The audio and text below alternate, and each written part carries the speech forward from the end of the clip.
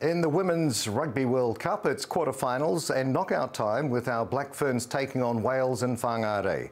After thrashing the Northern Hemisphere side in pool play, the Welsh side are fully aware they have absolutely nothing to lose heading into Saturday's quarterfinal knockout game and have everything to gain.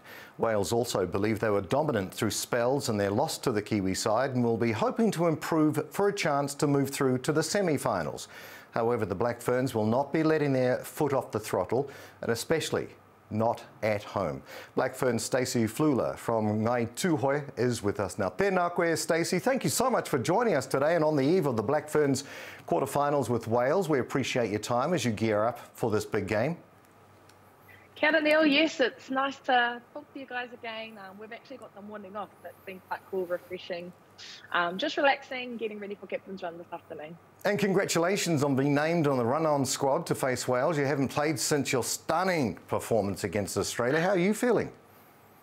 Yeah, I can't wait. I'm so excited. Obviously had a little niggle within my body, and as expected, you know how rugby is such a physical sport, but it's all good. I'm healed.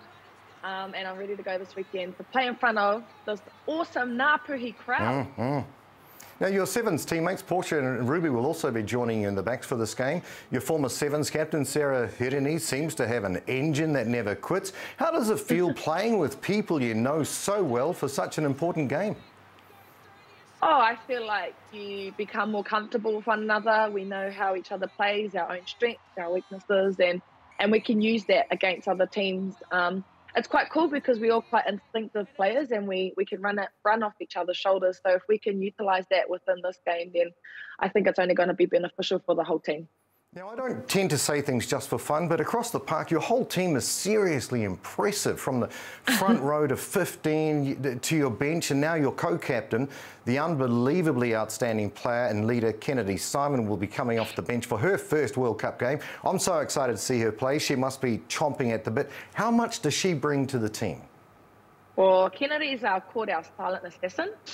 She doesn't say much. She's very quiet, but when she does, it's real inspiring. And I've been at Remy this week, so she's fizzing. She's ready to go.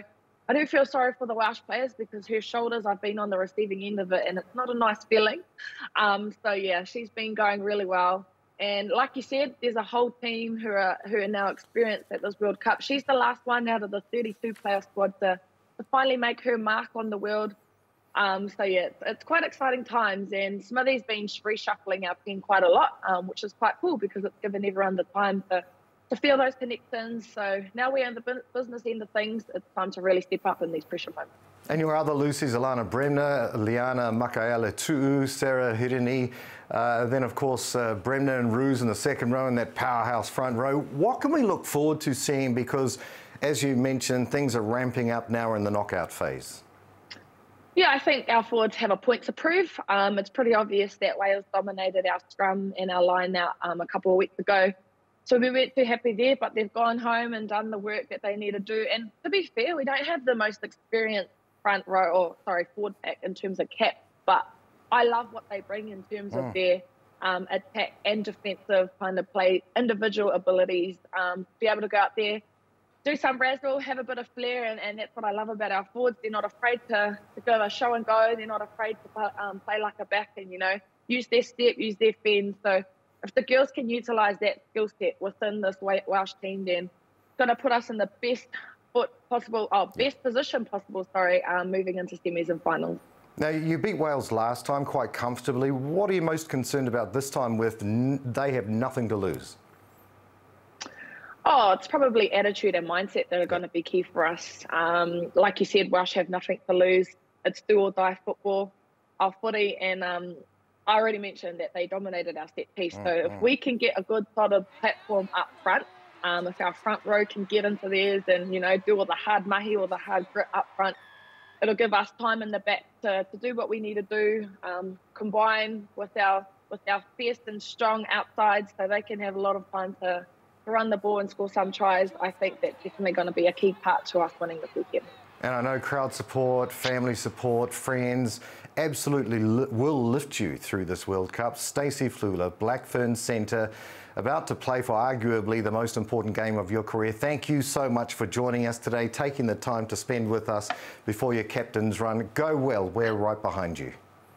Thank you, Neil, and we really appreciate all the support from Aotearoa that's been given to us. It's going to be amazing.